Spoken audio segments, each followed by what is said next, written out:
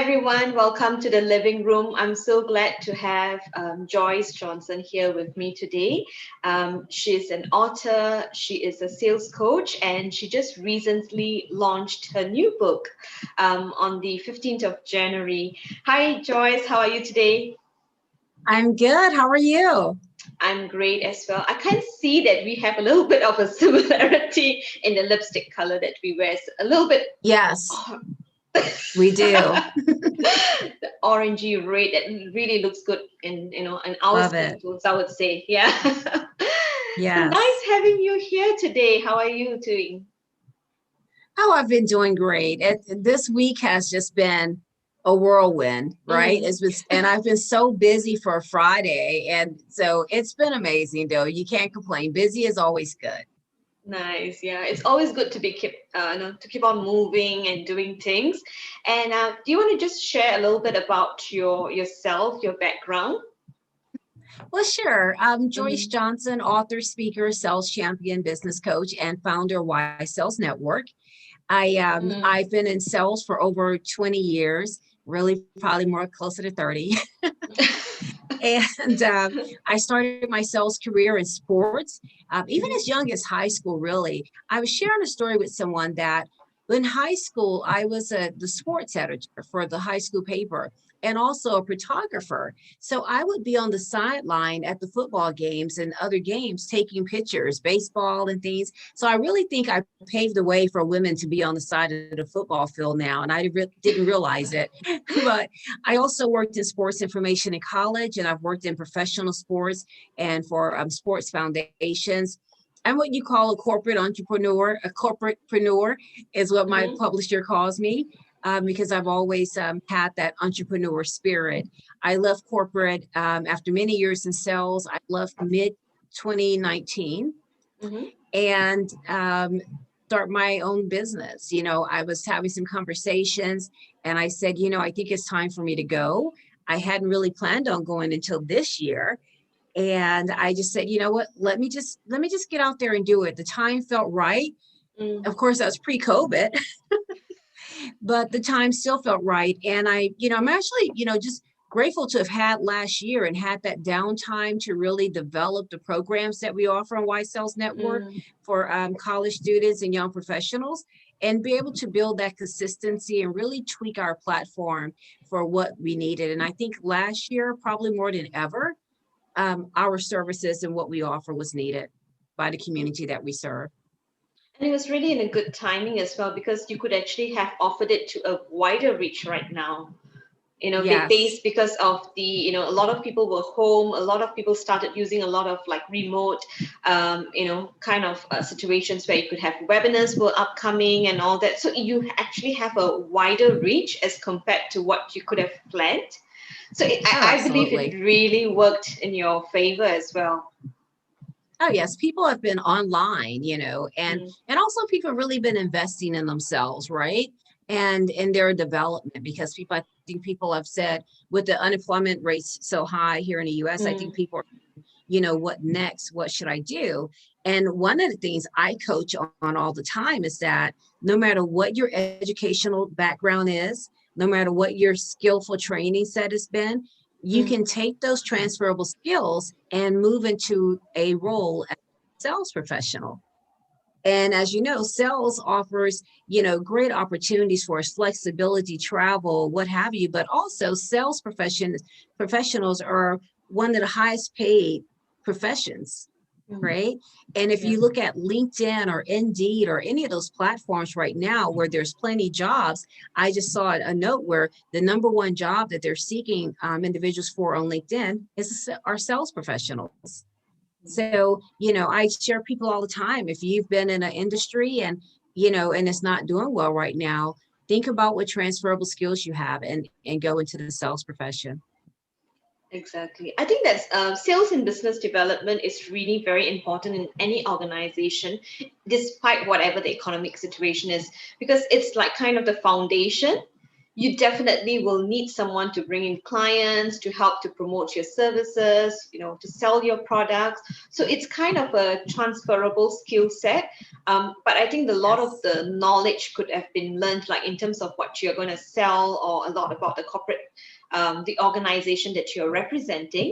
I think that is something that you can learn when you're on the job itself. And it's really great that you've been teaching people on this, which is kind of a very useful skill because not everybody can do sales. You know, not everyone can do, I think everyone can do it. I'll say that. It depends, but there's different levels of sales. First of all, we're always selling ourselves. Mm, We're always, no matter what your profession. I share with people, if you're an accountant and your job tell you to go find a software, an accounting software, then it's your job to come back and present that to your leadership team and say why they're going to buy that. So you're selling them on it. You're constantly selling your own personal brand within an organization, nice. right? Yes. And so, everything kind of moves and begins to sell. And so I don't want people to be afraid of the word sales or all the myths that go along with it, because there's a lot of jobs out there that are sales jobs that don't say they're sales jobs, like loan officers and real estate. Mm, Well, now real estate salespeople are more, but like loan officers, financial advisors, those are all salespeople. yeah, that's true. Those are all salespeople, financial advisors. When you go and rent a car and the guy that takes you to your car, he starts upselling you. Oh, would you like the gas package? Oh, would you like the roadside assistance? They're selling you. That's not customer service. That's It's so true. You never see it that way, but if you kind of yes. put it across like that, you realize that yes, we are actually selling at any point of our time, because we are in a way either promoting something. Like, I mean, for girls, right? When we buy a new product, for example, like a lipstick or something, and we love it, and what we do, we talk about it, we kind of promote it. In a Yes. way, we are kind of selling it as well. You're selling it, right? So, Yeah. and so that's so true. And so I want people to get more comfortable with the cells and understand that, when you get up in the morning and you iron your clothes and you do whatever you do to your hair and your face and different things, and you walk into that corporate door, you're selling yourself. You've made the decision not to go there, unpolished, right? So Yeah. you've created your brand for yourself. I think people don't see it that way is because of the mentality that, I mean, correct me if I'm wrong, like, because it sales, the word itself means it's some kind of a transactional value to it. That means I'm doing a transaction. So a lot of people Yes. try to look at sales like, okay, sales is going to be transactional, it's going to have KPIs, it's going to have, like targets that are really huge. Of course, it has a lot of money in it. But I think if you kind of look at it in another way, or even take out that sales word and replace it with something else, People have I, tried I to believe you can replace do it. They it. say business development, customer service. They call it a many different things. Advisors, consultants, they're all Yes. salespeople, right? Yeah. And so, and I see your point there about it being transactional. And yes, it is transactional, but sales is also serving, Mm. because the a really good salesperson knows that it's not about you and your agenda and your company's agenda. It's about the need of the person that you're selling to. It's Mm. about I building that rapport agree. and that relationship and understanding what that person needs. And a lot of times salespeople lose the deal because that was never the deal that they had to begin with. Mm. You have to be able to identify if someone needs your service or not. And if they don't push it on them. Just, say, great, give me a referral. Do you know anyone else that has this need? But, Uh, my best sales, the largest sales and deals that I've ever have sold have been when I have found a solution to resolve a problem for a customer that they've been dealing with, and they hadn't found a way to get around it. I think these days you get a lot of salespeople who call you or send you emails, and they have no idea whether you have a requirement, or if you are really the right customer. Even they keep just sending you Right, emails or just giving you a call and saying, we have this, but I don't need this. So it's like right. really trying to kind of identify what is that problem, whether this is even the right target that you're hitting before Absolutely. you can even make the sales pitch. And, and Is and that and that's true. You have to understand it, And the first part of the sell is just selling the appointment. mm, Selling the appointment. You say they just send you emails and things like that. yeah. And they send all these long emails. They're talking about the product they have, their service they have. I mean, you have to build that rapport just like you would do if you were on the elevator. We talk about our elevator pitch a lot, or if Mm, you were in person. So you need to start that out by saying, hi, I'm Joyce Johnson. I've been in sales on oil and gas sales for over 20 years here in the Houston market, working with customers like yourself and finding solutions for their business. mm, So now I've connected them to me. I've said, here's something, what I do or what have you. And here's why you should even talk to me, because I've been in sales for this amount of years and oil and gas, which is the industry that you're in, supporting customers here in Houston, the market that you're in, mm, right? And then you go into just really asking for the appointment and then tell them, share 2 dates and times that work best for you to connect. I would like to come in and meet with you, or either I'd like to set up a virtual meeting to talk in this day and time.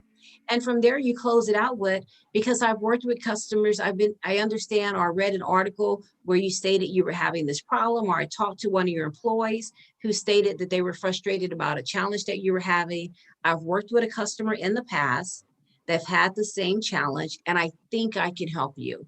But I'd like to know more about what you're experiencing. wow,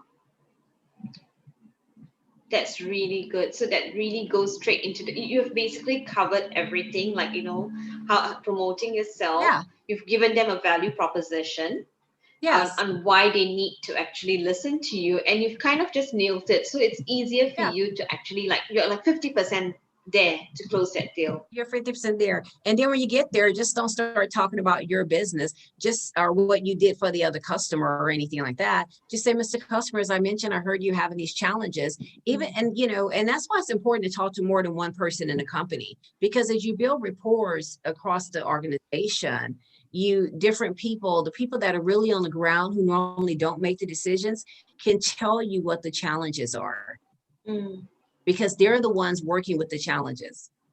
The other people that you're going to go and sell, who's making the decisions, they're not experiencing that every day. So if you can go and validate what you're saying by saying, hey, I talked with Sheila in your office and she's having these challenges, what do you think about this, right?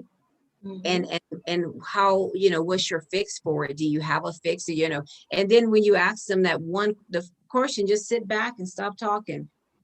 Take notes. I tell people all the time, take notes. Mm. Take And that's notes. good. That's really Yeah, and good. then recap those notes to them. Because why a lot of people don't see that there's key decision makers, right, within an organization. Yeah, of course, Mm-hmm. people think that to get that deal you go straight away to maybe the C level or the management itself, but then you No, have a lot of different levels, because you have the lower tier people, like who you mentioned, the other ones experiencing the challenge, and then you have the financial aspect of it, who will tell you whether there's a budget for it, it's going to work or it isn't going to work. absolutely. And then you have the last man who will say, okay, you know what, if everyone is agreeable, they're all on the same page, I'm going to sign this off and say you can go ahead with this. Absolutely. And that's such a great point, because then sometimes they don't have the budget right then and there. And so you can go to them and say, well, I understand you guys don't have the budget now, but do you think you'll be writing in this in your budget for your next fiscal calendar year? That's a great question to ask as well. Right? Yeah. Mm. Or do you have any emergency funds, or that, since this is an issue that you currently have, that you can utilize to fix this?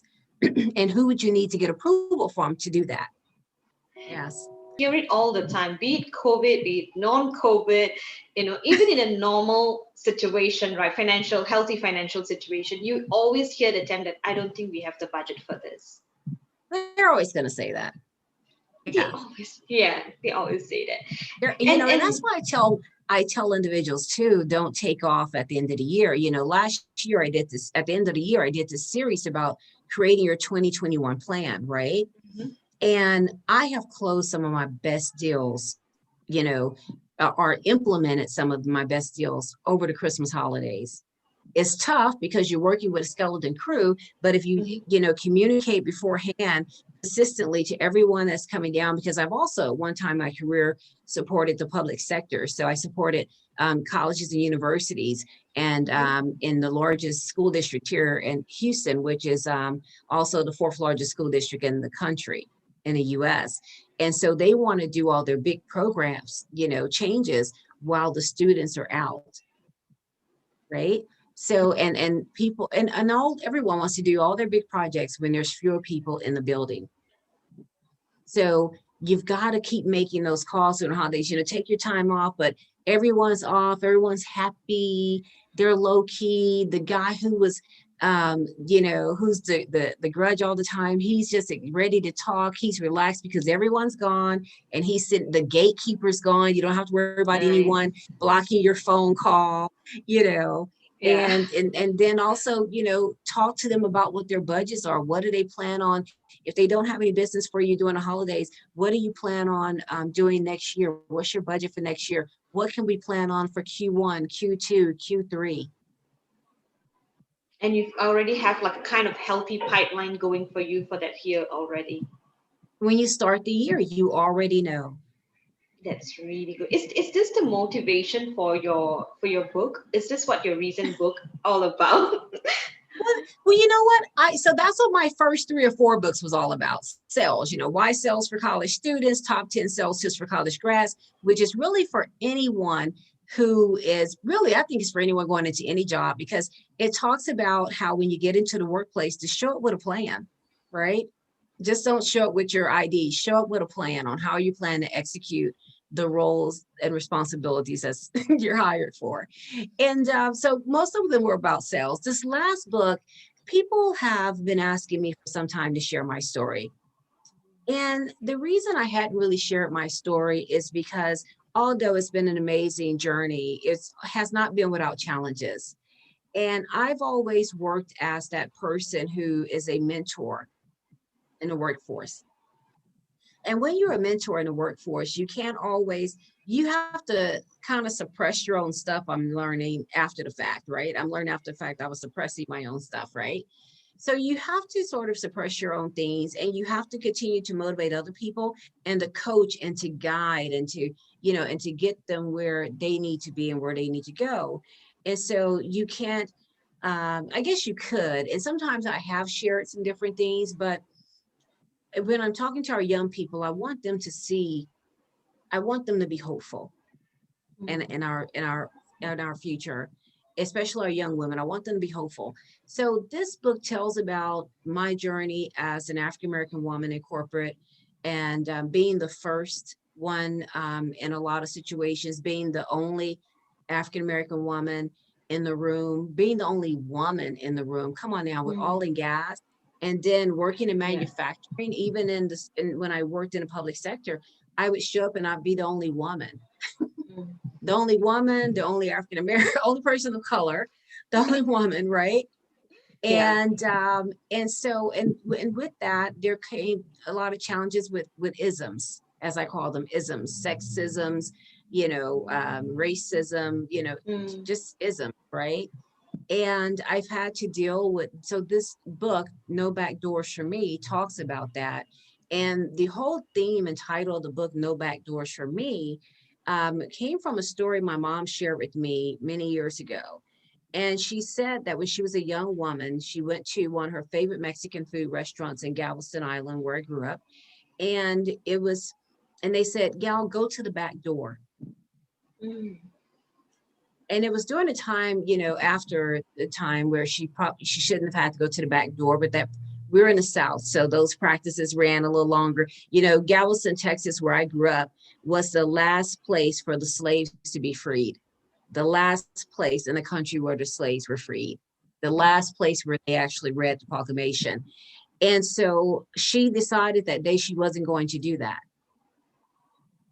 And I felt like when she made that decision not to go to the back door that day, she made that decision for herself as a young mother, as a young woman of color.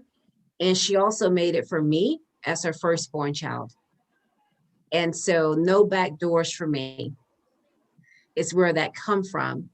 But the irony of all that is that throughout my corporate career, I have been treated as if I was at the back door.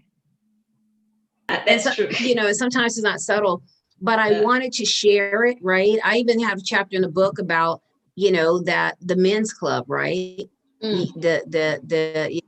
The white men's club, the black men's club, the combination of the two, you know, and I talk about that, and I talk about inclusion a lot as well, Mm. because that has been a big part of my professional brand.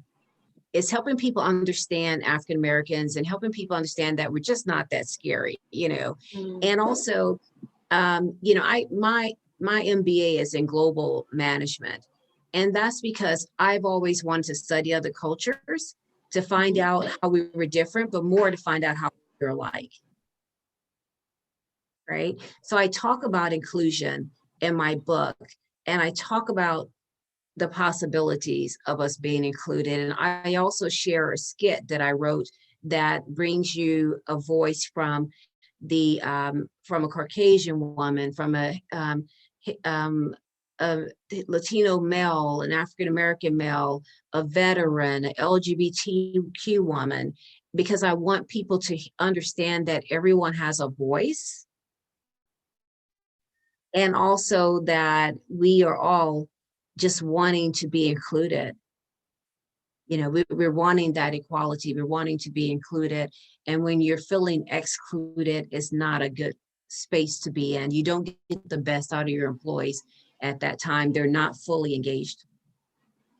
That's really true. And I've actually been kind of doing that for myself. I really believe that, I call it like, you have to find your own voice. You have to be in a comfortable stage where you are able to kind of, take a stand for yourself. You have to like learn how to create your own boundaries at work. And, I think a lot of times in Asian culture, right, we don't really speak up. So we just let it naturally like, we just keep quiet about it, even if we're not, even if we feel like we not kind of being recognized, or our words don't hold value, our whatever we say, right, it's it doesn't really matter. So I Right. think we are in Asian culture, we are just taught to kind of accept it. The women are just taught like you just accept it, but things are kind of changing right now. And that's why I think women like us really need to come up and share our story and tell women that what, there are some things that you can actually say no to. There's some things that you can just stand up and say like, what, I'm not going to take this down. Right. And, I have a friend, she's a first generation Vietnamese, and she Mm. actually, I did a part of the skit from her voice as well to share her story, Mm-hmm. because she has her beautiful daughters. Her husband is Palestinian, and so very diverse, her family's very diverse in things. And but she shared the same things you shared. We met in a corporate environment. You meet some of your best friends in a work environment, in a workplace. Yeah. And I used to tell you, you've got to stand up for yourself. You've got to, and she would always want me to go, "What, Joyce, you should go and say this." I'm like, "No, you go say it." And I still do that to her. I give her that little nug when she calls me and she's telling me that someone's treating her unfairly or doing something. And I'm like, "So what are you going to say about that? What are you going to do about that?" And not everything doesn't require someone to say something, or everything doesn't require the same type of response. Mm-hmm. With that said, if we remain silent, it makes it harder for the next generation that comes along of young women. And I have 4 nieces and 2 goddaughters, and I don't want this world to remain the way that it is as they enter the workforce. Two of them have already entered the workforce. One of my nieces and one of my goddaughters have already entered the workforce. I don't want them to have the same, which is another reason I shared the story.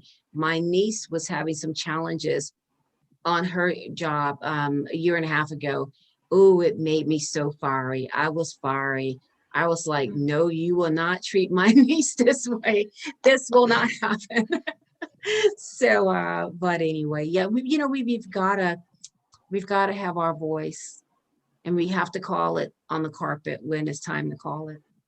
Yes, and I think that's why we are the ones that are setting example, and we are the ones that are actually kind of showing people like, if this can be done. And I think that's the whole idea of this YouTube channel as well. It's a platform for women like yourself to come on board and share your stories, which will inspire other women as well.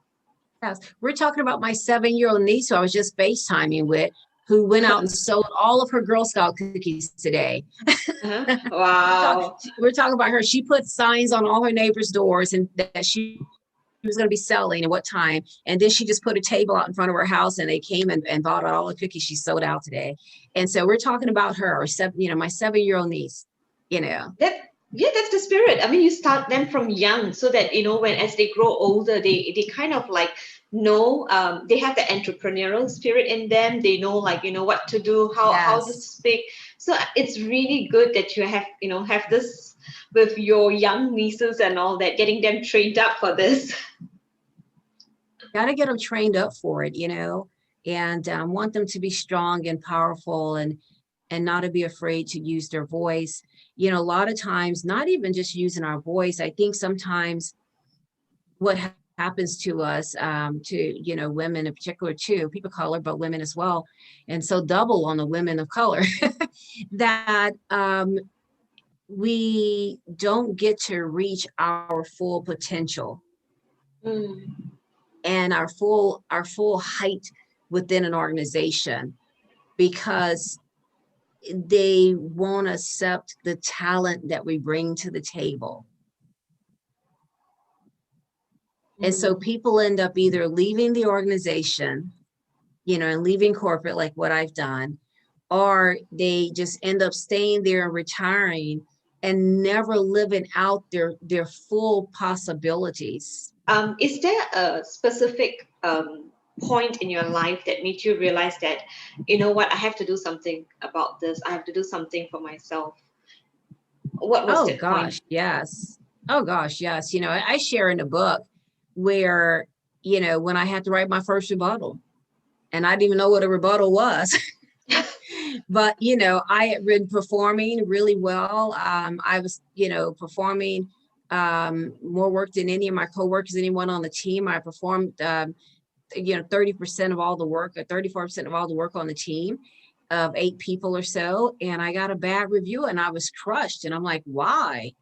Right. So I went home and I showed it to my mother, and she saw it for what it was, right? That I was being discriminated against and that it had some cultural undertones to it.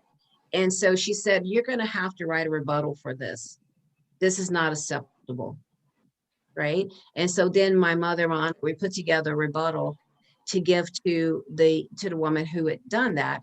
And so what I do today, even, before I left corporate, whatever my review is, whether it's good, bad, what have you, after the leader writes their review, their part of the review, I always go back and I recap the conversation we had. I put the things that they said that were positive, and I also put the things they said that were not so positive, and I spin it, Mm. right? I spin it because a lot of times they're just looking for a reason. They just don't want to say that you did everything well, right? They'll That's give true. you an exceeded my expectations, right? And then 6 months late, and they just don't want to give it to you. So they got to make one comment or two comments about something they don't like. And then here they come 6 months later. Well, it is the one thing I point out in your review that you're really not great at. Well, if I wasn't great, why did you say I exceeded your expectations? That's so Right? true. Yeah, that's so So I true. wrote that rebuttal, and that's another thing about the book. I not just share about things that happened to me, but I share how I responded to those things. I put organizations that I may have went to. I tell people to talk to your outside mentor or attorneys or whoever before engaging internal HR people because they're really working for the best of the company. Mm-hmm. And, and so I share that because I want people just to, and I want people to feel validated that they're not crazy. This stuff really happens. It's unfortunate. I've been slapped in a workplace. I was in a workplace in my first role as a young leader, my first leadership role. The gentleman that didn't get the job committed suicide. So people started calling me a killer. It's insane. And that's why one of the things I always tell young women leaders, right, is you have to actually know what you want to take in. Take in only the good, positive things.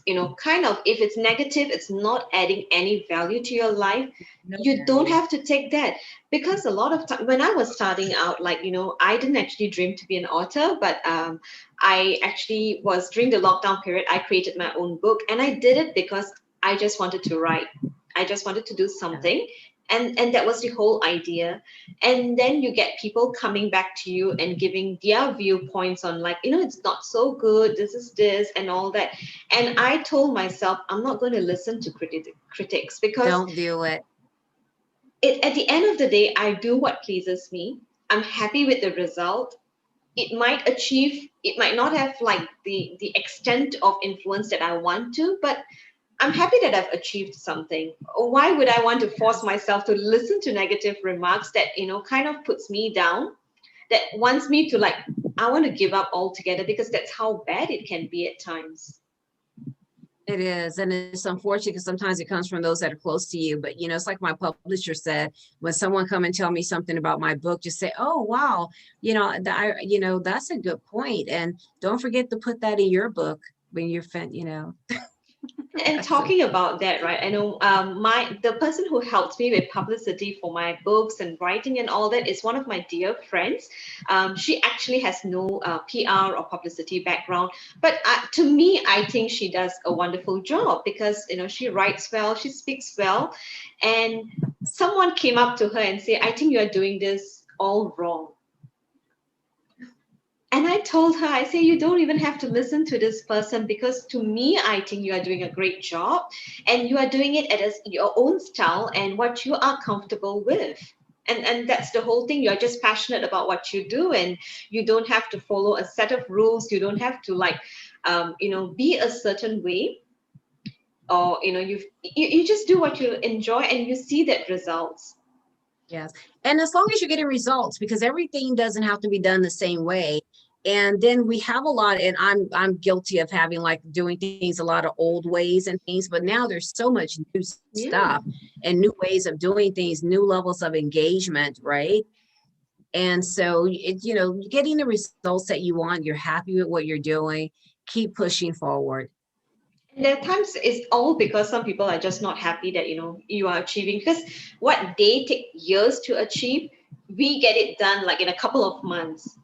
Because times Yes. has really changed a lot, and some authors might take like 10 books before they get themselves out there. And then you get a new indie author who comes on board, does an ebook, and suddenly the person is really out there with Yes.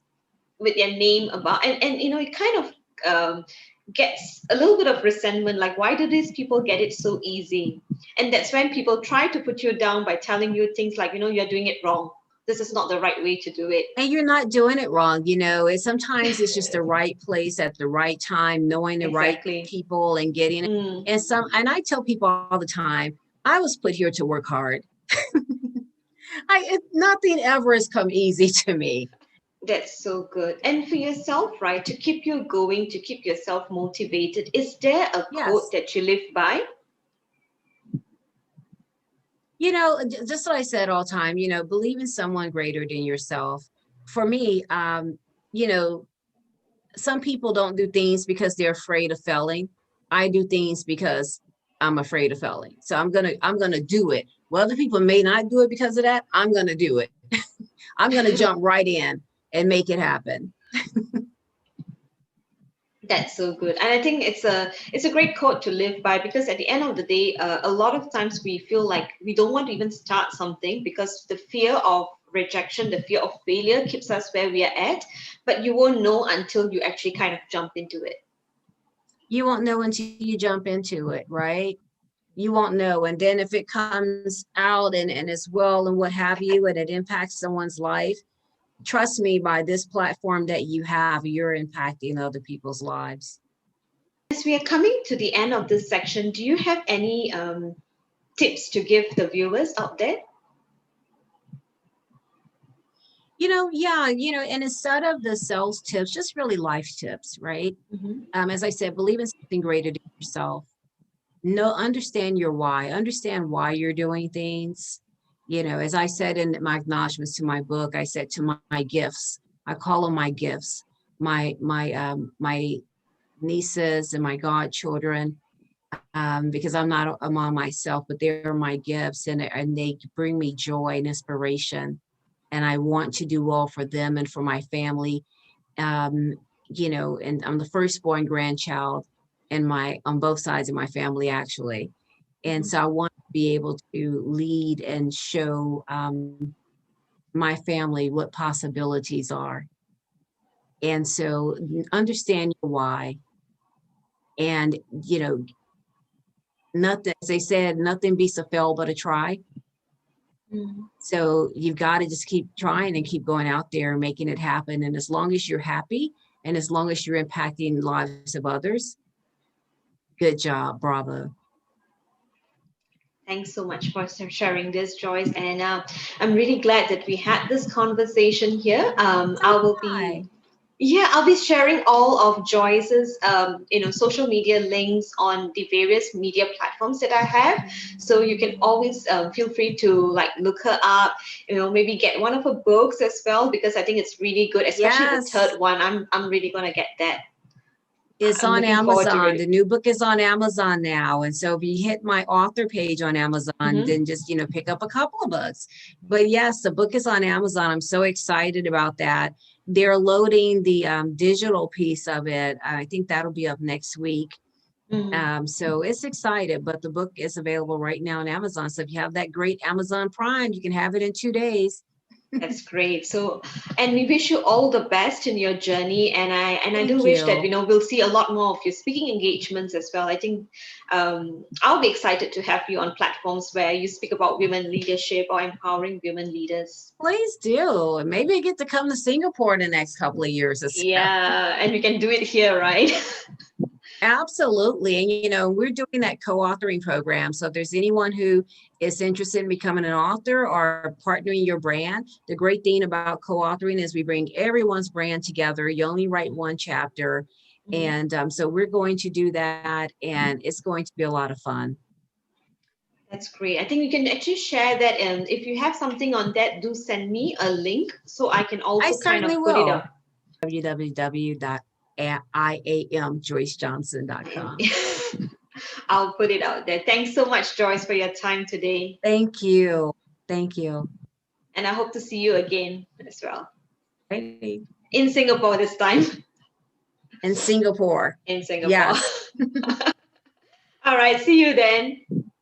Bye. Bye.